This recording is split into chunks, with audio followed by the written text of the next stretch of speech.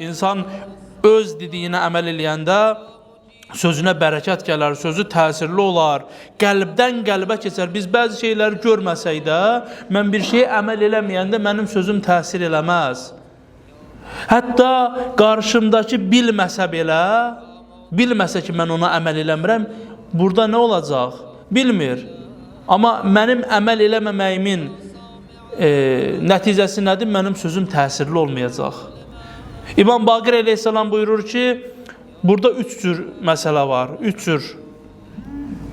cür deyir, hal var. Bir sözü deyirsən və dediyin sözə əməl də eləyirsən, o sözü deyərkən sözün təsirli olacaq.